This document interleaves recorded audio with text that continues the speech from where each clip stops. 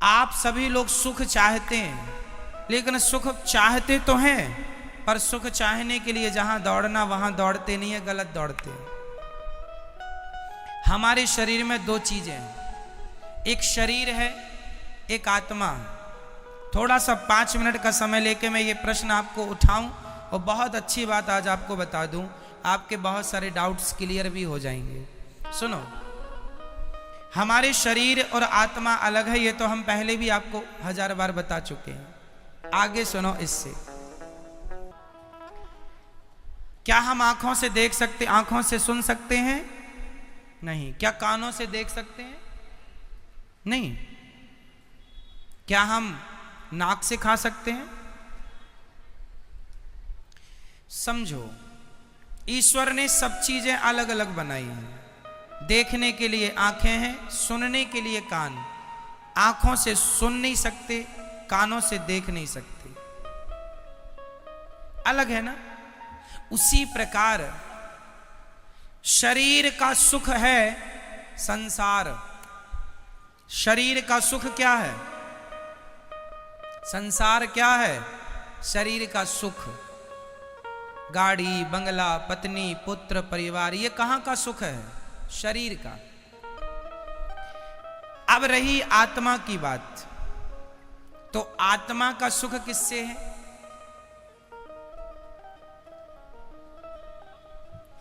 समझो, सिद्धांत को समझो, साइंस को समझो। चलो मैं साइंस से जोड़ता हूं इस सब्जेक्ट को।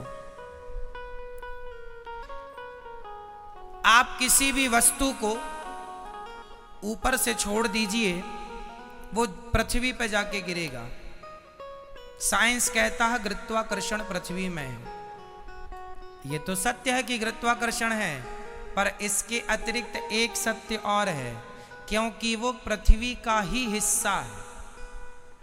इसलिए अंश अपने अंशी की ओर भागता है। अंश हमेशा किसकी ओर भागेगा? अंशी की ओर। जैसे ये पुष्प, ये किसका अंश है? ये पृथ्वी का अंश है, क्योंकि पृथ्वी से पेड़ बना, पेड़ पर ये पुष्प खिला। तो कुल मिला के, और ये आप रख दो, आप 2-4 दिन, 1 हफ्ता, महीने भर रख दो, ये अपने आप माटी हो जाएगा। कुछ ना करो, माटी हो जाएगा ये अपने आप। हाँ या ना? तो ये किसका अंश हुआ? मिट्टी का। अंशी कौन हुई? अंशी हुई पृथ्वी, और अंश हुआ ये। तो ये पृथ्वी का अंश है, इसलिए ये छोड़ने पर नीचे जाएगा, क्योंकि ये अंशी की तरफ जा रहा है। अब दूसरा, आग। आग हमेशा नीचे नहीं जाती। आग की ज्वाला, आग की लौ, आग की ज्योति ऊपर जाती है। क्यों? क्योंकि वो सूरज का अंश है, क्योंकि सूरज में आग है। तो हर अंश अपने अंशी की तरफ भागता है। हर अंश कहां भागता है? अपने अंशी की तरफ। आग किसका अंश है? सूर्य का। तो सूर्य की तरफ भागती है ना आग की ज्वाला हमेशा ऊपर। तीसरा, इस धरती की नदियां हमेशा किसकी तरफ भागती हैं? समुद्र की तरफ। क्यों? क्योंकि वो समुद्र का अंश है। क्योंकि पानी जो बरसता है, समुद्र का ही तो वाष्पीकरण होता है पानी, और फिर वही बरसता है।